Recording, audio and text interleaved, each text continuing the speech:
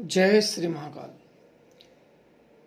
कई साधक इस विषय में बार बार पूछते हैं कि हम लंबे समय से तंत्र साधना में हैं, बहुत जगह पे गए, बहुत गुरु बनाए, पर हमें ज्ञान नहीं मिला। आज यहाँ वहाँ सभी जगह भटक रहे हैं, हम क्या करें? तो आप लोगों के प्रश्नों के उत्तर में मैं जो आप लोगों को बातें बताऊंगा, अगर यह दिमाग में रख लेते हो तो सफलता एक न एक दिन अवश्य मिलेगी। किसी पथ पे चलने के लिए आपको आत्मविश्वास होना परम आवश्यक है। सफलता तो मिल ही जाती है, किसी को आज मिले, किसी को कल मिले, पर जो जल्दबाजी वाले लोग होते हैं कि नहीं हमें इस मार्ग पे, अगर हम भक्ति मार्ग पे चल रहे हैं तो हमें शक्ति चाहिए ही चाहिए। दरअसल ऐसे लोग लालच कर जाते हैं। जो भक्ति भाव से शक्तियां प्राप्त होती हैं वो आजीवन चलती हैं, और जो यह टारगेट लेके चले कि हमें शक्तियां चाहिए ही चाहिए, तो जल्दबाजी के चक्कर में वो वैसे काम कर जाते हैं, या ऐसे कदम उठा जाते हैं, या ऐसी शक्तियों को पूज बैठते हैं जिसे उन्हें भविष्य में दुख, संकट और तकलीफ और मृत्यु के अलावा कुछ नहीं मिलेगा। क्योंकि वैसे लोगों में या ऐसी बनावटी बातों में फंस जाते हैं जिसे लालच कहते हैं, और उन्हीं लालचों में वो कोई ऐसी दुष्ट शक्तियों को पूज बैठते हैं जो खाती भी तुम्हारी है और नाश भी तुम्हारा ही कर देती है। ऐसे अनेक उदाहरण हैं जो कि लोगों ने पूज रखे हैं और अंत में अपना ही विनाश कर बैठते हैं। उनमें से मुख्यतः कारण है, याद रखो, जिसके घर के देवी देवता हों, जैसे आपके दादा ने पूज रखा हो, या परदादा ने पूज रखा हो, या पिताजी ने पूज रखा हो, जो आपके घर में देवी देवता पूजते हैं, सर्वप्रथम आपको यहां से उठना होगा। अगर आपके घर में देवी देवताएं हैं और उन्हें छोड़ के किसी बाहरी लोगों के चक्करों में अगर पड़ते हो, मान लो कोई आदमी अगर तुम्हें दे रहा है या कुछ बता रहा है, तो अवश्य उसके बारे में लालच आपको दिखाएगा, इसमें कोई भी दो राय नहीं है। वो अगर भूत दे रहा है तो भूत के भी इतने अच्छे कारनामे गिना देगा कि लालची व्यक्ति तो किसी भी तरीके से वो समर्पण करने के लिए तैयार है। आज यहाँ लेटेगा, कल वहां लेटेगा, परसों वहां लौटेगा। उसका काम ही है लेटना, उसका कोई अपना वो वजूद नहीं होता, वो घृणित जीव होता है, वो सभी जगह से अभिशाप ही लेता है। उसके जीवन में अनेक कष्ट हमेशा विद्यमान रहते हैं, और इसलिए इसे कार्य नहीं करना चाहिए। अपने पहले जो घर के आपके दादा परदादा या आपके जो लोगों ने पूज रखा है, सर्वप्रथम आप यहां से शुरू करें। इनको आप प्रसन्न करें। इनके लिए प्रसन्न करने के लिए हम आपके उठेंगे कि प्रसन्न कैसे करें। तो गुरु अगर आपके पिताजी हों, दादाजी हों, तो ये आपके बारे में जो रहेगा, भले से आपको लगेगा नहीं इसमें इनके बातों में तो कोई जान नहीं है, पर वो आपके हित के लिए रहेगी। शक्तियों को तो बनाना अपने हाथ में है, तेज करना, उसके ताकतवर करना वो तो अपने हाथ में होता है कि हम शक्तियों को क्या दिशा देते हैं और हम उनको किस लिए कितना भक्ति करके धारण करते हैं। आपको मैं बता दूं, अगर सच्चे हृदय से, सच्चे समर्पण से अगर प्रेत भी धारण आ जाए ना, वो भी भूतकाल और वर्तमान काल बताने की शक्ति रखता है। उसकी शक्ति खुद की होती है। और दूसरा कारण जो होता है, जब किसी के पास लोग सीखने जाते हैं, जितने भी ज्यादातर लोग भटके और आप लोगों ने भी जो प्रश्न पूछे हैं, उनमें से कई ऐसे लोगों ने कहा कि हम कई लोगों के पास गए। तो देखो, सर्वप्रथम आप लोग यह याद रखें कि जब आप किसी के पास सीखने जाते हो जाते अकेले हो, लेकिन वहां जाने के बाद आपको अनेकों अनेक गुरु भाई मिलते हैं। समझ में आया आप लोगों को? गुरु भाई मिलते हैं। गुरु भाई मिलने के बाद आप उनसे हाल चाल या उनके आप जब कांटेक्ट में रहोगे तो रिश्ते बढ़ेंगे, मजबूत होंगे। अब क्या होगा कि जाहिर सी बात है, अगर दो लोग आपस में बात करें तो दो चार बात हाल चाल होती है, इसके बाद होती है चुगली।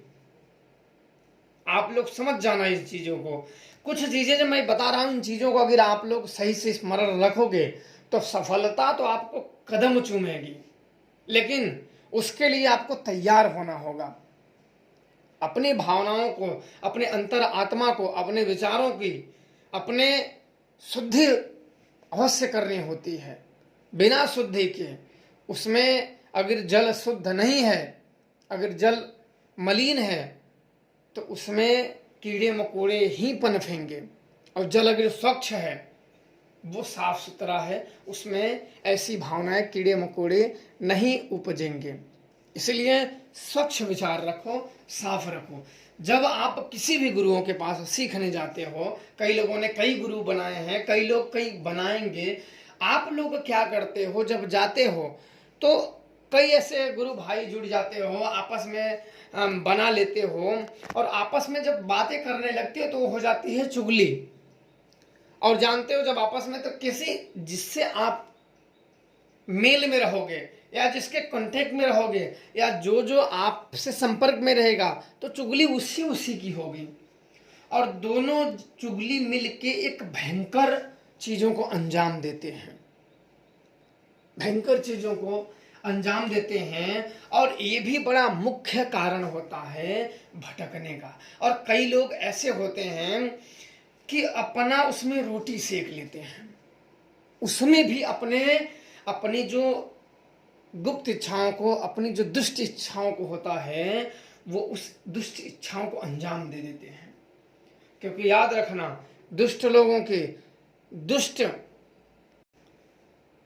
लोगों के परामर्श भी दुष्ट होते हैं। इसलिए दुष्ट लोगों के परामर्श कभी भी नहीं लेनी चाहिए, इस बात का याद रखना। सदैव अगर भक्ति मार्ग में हो तो सत्य के मार्ग पे चलो, गुरु के प्रति, शक्तियों के प्रति समर्पित रहो। कोई भी मंत्र बड़ा या छोटा नहीं होता है। आप हनुमान जी की साधना कर रहे हो, माता काली के कर रहे हो, भैरव की कर रहे हो, कोई अगर मंत्र नहीं है तो ओम महाकालिके नमः अगर काली काली भी जपोगे ना, महाकाली काली समझो, आपको लगे काली काली भी जपोगे ना, तब भी शुद्ध आचरण में प्रेत नहीं आते हैं। याद रखना, अपने मन के मलिनता में, जब अपने मन में मलिनता होती है ना, तभी बुरे काम होते हैं। अन्यथा अगर आपके साथ प्रेत भी आ जाए ना, याद रखना, अगर आपका मन स्वच्छ है, बिल्कुल साफ सुथरा है, तब कोई प्रेत भी अगर आपके साथ आ जाए ना, वो भी साधु बन जाएगा। अगर आपके अंदर मन में मलिनता है तो कोई साधु की आत्मा भी आ जाएगी ना, वो भी प्रेत बन जाएगा। तो अपने अंदर वो होती है। कोई भी मंत्र बड़ा या छोटा नहीं होता है, सारे मंत्र उस शक्तियों तक जाते हैं। अनेकों मार्ग हैं इस दुनिया में। आप देखो, एक स्थान के पास जाने के लिए सैकड़ों मार्ग हैं, हजारों मार्ग हैं, पर पहुंचता वही है जहां हमें जाना है। इसलिए मत सोचो कि कोई मंत्र बड़ा है, कोई मंत्र छोटा है, कोई मंत्र ये है, कोई मंत्र वो है। ऐसा कदापि नहीं है। मन में श्रद्धा होनी चाहिए। और जो यह कहे कि वो तो फिर गड़बड़ है, क्योंकि मन में श्रद्धा के हिसाब से अगर उस देवी देवताओं का ध्यान करोगे तो अवश्य वो देवी देवता आपकी मदद करेंगे। ना भी करना हो तो आप लोगों को याद होगा, जब असुर लोगों ने तपस्या की है, राक्षस लोगों ने ब्रह्मदेव की, भगवान शिव की तपस्या की है, तो उन्हें आना ही पड़ता है। क्योंकि ये विधान है कि जो जिसकी तपस्या करता है उसे आना ही पड़ता है, और उतने समय तक आपको करना होता है। एक निश्चित संख्या के बाद ही मंत्र जागृत होते हैं। निश्चित संख्या के पास जब आप पार जाने लगोगे तो मंत्र जागृत होने लगेंगे। जब मंत्र जागृत होने लगेंगे तो आपको अनेकों अनेक अनुभूतियां प्राप्त होने लगेंगी। और इसके मध्य में आपको गुप्त रखना है। कहीं भी किसी के गुरुओं के पास जाए, कोई गुरु भाई जो है बन गए गुरु भाई, गुरु के सानिध्य में गुरु भाई, बाकी आप जाओगे तो बिल्कुल ठगे जाओगे। इस दुनिया में कलयुग में इतने हैं, इतने चीजें हो रही हैं जिसका आप अंदाजा भी नहीं लगा सकते हो। तंत्र लाइन में नहीं, हर लाइन में आप अपने घर हैं या कहीं भी हैं, उस लाइन में आपको ठगने वाले हैं। जिस लाइन में जाओ उस लाइन में आपको ठगने वाले हैं। मैं ये नहीं कहता कि तंत्र ही लाइन में है। इसलिए सदैव जिसके विवेक के नेत्र खुले रहते हैं वो नहीं ठगा जा सकता है। ना तो माया भ्रमित कर सकती है, क्योंकि सदैव लोगों को जिसको भ्रमित किया जाए, सदैव लालचे, जब किसी लालची व्यक्ति के सामने लालचे परोस दो, ऐसे अरे यार ऐसे कर लो, वो ऐसे कर लो, तो लालची व्यक्ति सदैव लालच का ही चयन करेगा। क्योंकि सत्य का जो मार्ग होता है ना, वो मेहनत सिखाता है, अपने बलबूते, और जो अपने मेहनत से संघर्ष से कमाई होती है, शक्तियां तो मिलती हैं, बशर्ते जिंदगी भर का एक अनुभव मिल जाता है। अनुभव से ही ज्ञान होता है। बाकी तो हमारे मार्ग में अनेकों अनेक वेद हैं, पुराण हैं, शास्त्र हैं, ग्रंथ हैं। ये हमारे मार्ग में दीप की भांति ज्ञान के माध्यम भरी पड़ी हैं। हमें कहीं और जाने की जरूरत नहीं है। हम इनका अध्ययन कर लेंगे, अध्ययन कर लो, बाकी सारी बातें आप किसी की सुनो, सब समझ में आ जाएगा। क्योंकि वेदों में इन चीजों में कई ऋषि मुनियों का ज्ञान है, कई सिद्ध साधकों का ज्ञान है, जो आने वाली पीढ़ियों के लिए उन्होंने बता के छोड़ चले हैं, ताकि जो गलतियां हमने की है आप ना करो। गलतियां करके मत सीखो, दूसरी गलतियों से सीखो।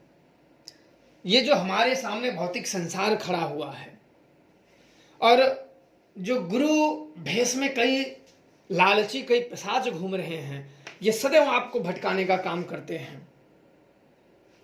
एक ज्ञान दे दो और एक ज्ञान का अनेक ज्ञान बन जाता है।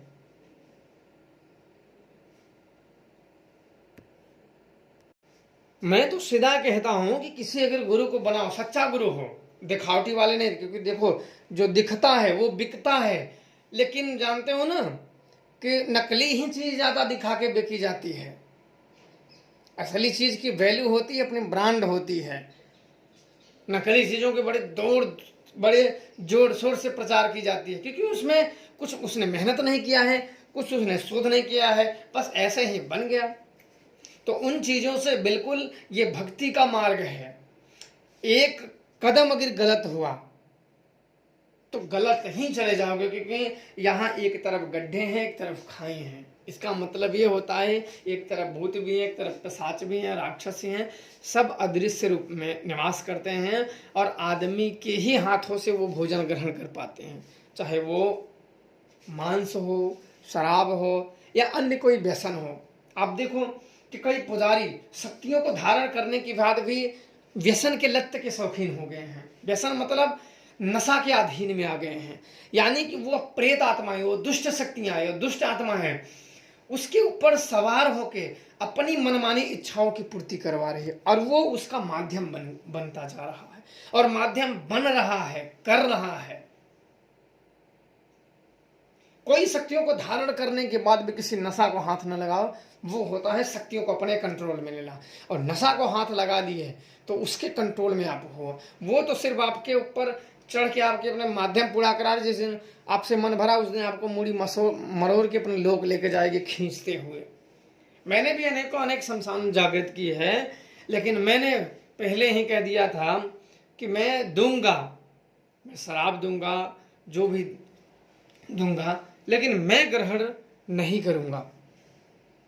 और अपने बात पे अडिग रहो, उसके अधीन मत आ जाओ, उसके दास मत बन जाओ। और मैं अपने भी शिष्यों को कहता हूं कि मेरे पास वही रह सकता है। याद रखना, जितने भी मेरे शिष्य देखोगे, एक भी शिष्य नशेड़ी नहीं देखोगे।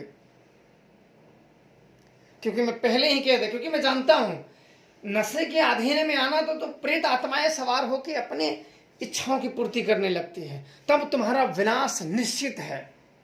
तुम्हें कोई भी बचा नहीं सकता, और तुम्हारे छत्र छाया में जितने भी लोग रहेंगे वो सब नष्ट हो जाएंगे। क्योंकि एक सूखा हुआ वृक्ष के नीचे छांव किसी को नसीब नहीं होती है, और मृत्यु के चांस सदैव बने रहते हैं कि सूखी डाल किस हवा के झोंके से गिर जाए और कौन व्यक्ति की जान चली जाए। ये व्यसनी उसके होते हैं। और जो अघोरी तांत्रिक की बात करते हैं, अघोरी तांत्रिक जो बिल्कुल व्यसन में लीन होते हैं, वो समाज से कटे होते हैं। उनको आप देखोगे ही नहीं। वो रात 11 बजे 12 बजे शमशान में जाएंगे, बहुत ज्यादा रुकेंगे, वो 4 बजे वहां से फिर अपने स्थान पे आ जाएंगे। बस उनको देख नहीं पाओगे, उनसे बात नहीं, क्योंकि वो सब शक्तियां समाज के लिए नहीं है। सामाजिक लोग उस नियम का पालन नहीं कर पाएंगे। मुर्दा नहीं खा पाओगे, पेशाब नहीं पी पाओगे, लैट्रिन नहीं खा पाओगे, नंगे विचरण नहीं कर पाओगे, नंगे साधनाएं नहीं कर पाओगे। कई ऐसी चीजें हैं जो नहीं कर पाओगे। और इसके अलावा जो व्यक्ति शमशानों में ऐसी क्रियाएं कर रहा है वो पाखंडवाद सिर्फ कर रहा है, पाखंडी के सिवा कुछ नहीं है। वो सिर्फ लोगों को दिखा रहा है, और अपने उस जो अघोर शिव हैं उसके नाम को बदनाम करने के लिए उसने भी अपना योगदान कर रहा है। वो पुण्य नहीं कमा रहा है, वो पाप कमा रहा है। क्योंकि अघोर जो मार्ग है वो गुप्त मार्ग है। सदैव साधु संतों ने जो इनके मार्ग में हैं वो सदैव गुप्त रखे हैं, और जो इसमें आ गया, जो सभी जगह ऐसे दिखा रहा है, वो तो गुप्त रखे ही नहीं रहा है। और जब गुप्त नहीं रख रहा है तो इसका मतलब उसे मार्ग का ज्ञान नहीं है। वो सिर्फ यूं ही इसमें गिरते पड़ते चला आया है। वो अपनी किस्मत को बस आजमा कि मैं किसी में भी भले हो जाऊं। इन चीजों को ध्यान रखना। कभी भी ये किसी भी ये निर्वस्त्र होने में भी थोड़ा भी शर्म नहीं करते हैं, क्योंकि ये उस भगवान शिव को समर्पित होते हैं। उनके शरीरों से कोई मोह नहीं रहता है, उनके अंदर धन लुलुपता नहीं होती है। और आज के साधक क्या करते हैं कि आपको कहेंगे फ्री में सिखाएंगे, फ्री में, पर इनकी एक कुटिल चाल होती है। मैं आपको बता देता हूं, इनकी एक कुटिल चाल होती है। ये चाल नहीं खेलते, ये कुटिल चाल खेलते हैं। आपको देखो, फ्री में कोई नहीं देता, मैं खुद नहीं देता फ्री में। अब समय जाता है, अब शक्तियों को आवाहन करोगे, सुरक्षा दोगे, तो अपने जेब से कौन लगाता है बताइए? जो अगर अपनी एक रख दे, वो रखा होता है कि हाँ ये रख दिया। बाकी जो कहे कि फ्री में, तो उसकी भविष्य में इतनी कुटिल चाल होती है कि भविष्य इसके जो दुष्परिणाम है ये भविष्य में जान पड़ता है कि इसके दुष्परिणाम आप लोगों ने क्या भोगा है। और दूसरी चीज, जिसके पास है ही नहीं वो तो फ्री में ही देगा ना। और क्योंकि जो शक्ति धारण या शक्ति साधना या जानकार, वो जानता है कि फ्री की कोई कीमत नहीं होती है। फ्री में देना यानी उस शक्तियों का अपमान करा लेना।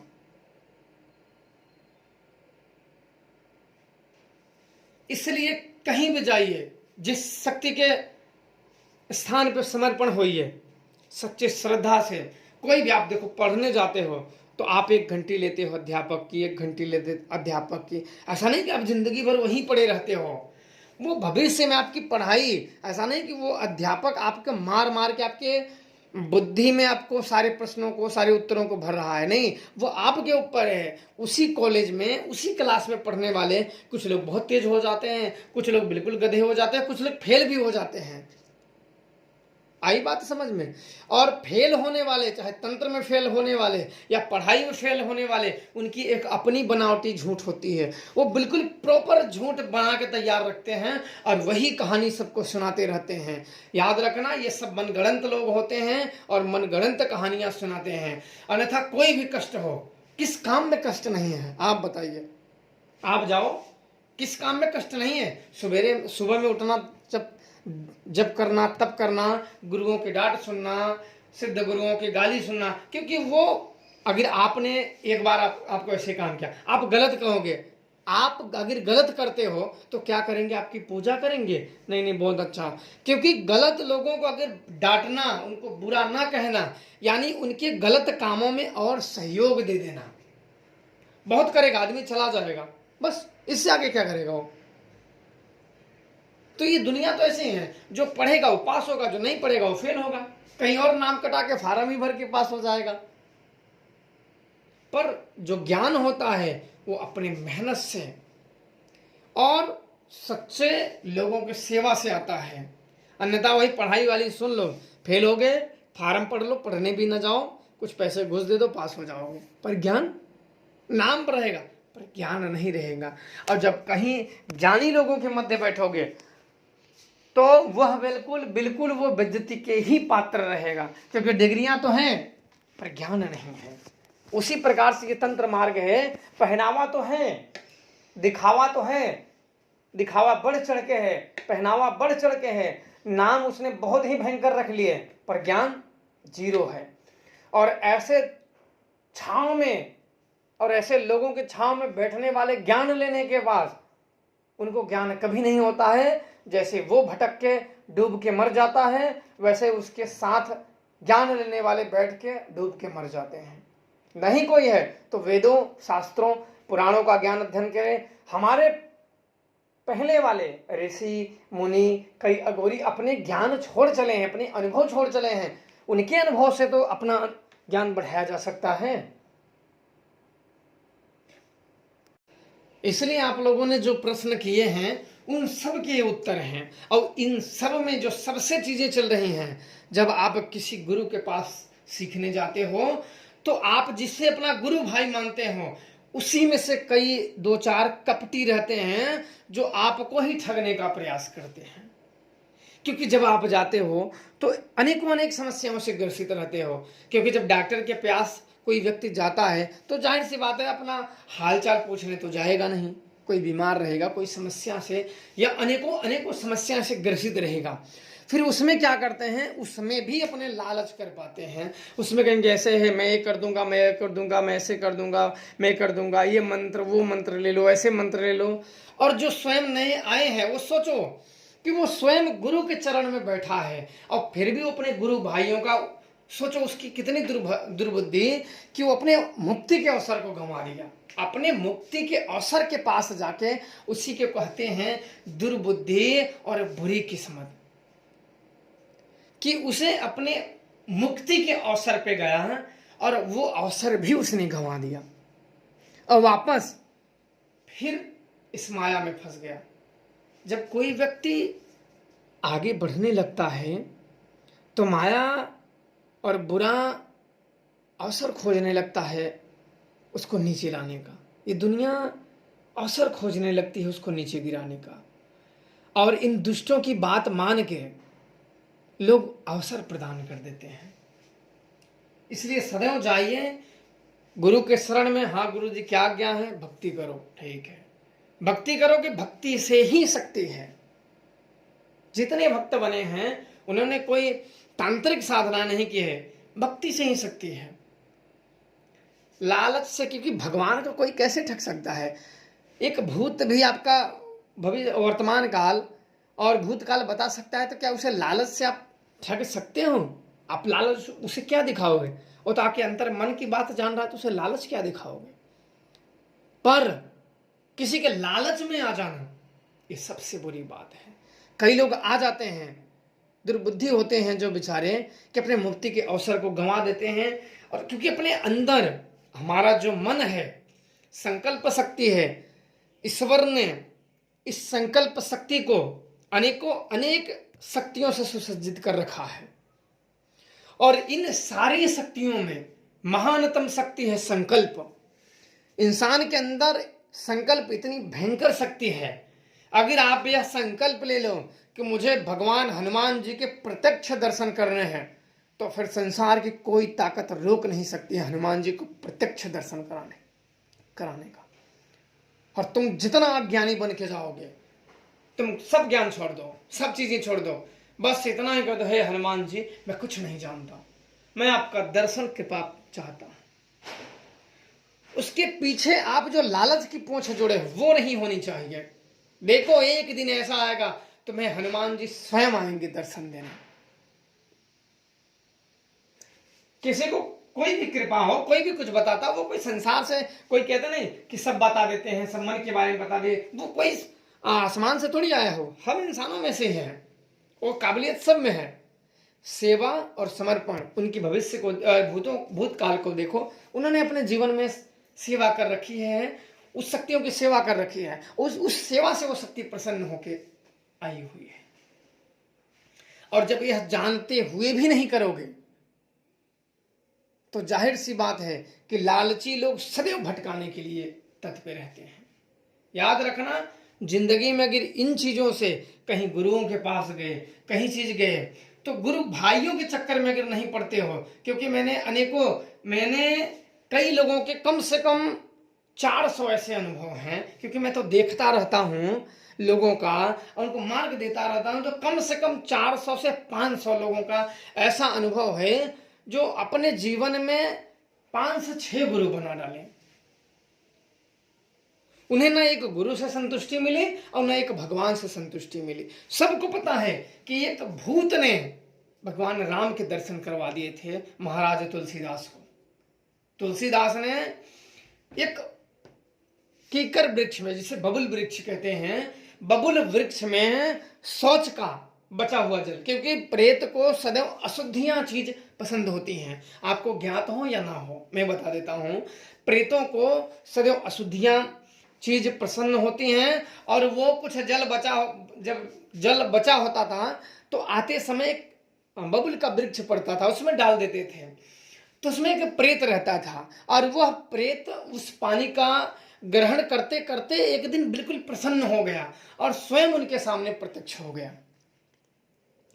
उन्होंने पूछा, अब जो व्यक्ति भाई भगवान राम की या जगह जगह कथा करे, भगवान राम के नाम पे जिसका घर बार जीवन चल रहा है, तो दर्शन उन्हीं का मांगेंगे ना।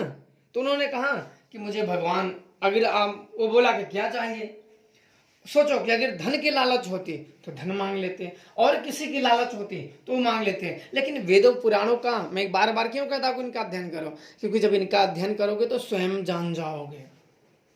हमें ऐसे मिथ्याभासी और ऐसे चपड़गंजू लोग नहीं लूट पाते हैं जो किसी और व्यक्ति को किसी और के चीजों में ढालना चाहता हो। जैसे कि चोर व्यक्ति अघोरी बनता हो तो वो किसी और के भेष में दिखाना चाहता होता है। उन्होंने कहा कि मुझे भगवान राम के दर्शन करा दो, अगर मुझे कुछ कराना ही चाहते हो, कुछ देना ही चाहते हो, तो भगवान राम के दर्शन करा दो। तो प्रेत ने कहा कि मैं तो भगवान राम के दर्शन नहीं करा सकता, लेकिन मैं जानता हूं कि कौन करा सकते हैं। उन्होंने कहा कौन? बोले हनुमान जी। तो उन्होंने कहा कि हनुमान जी अब कहां मिलेंगे?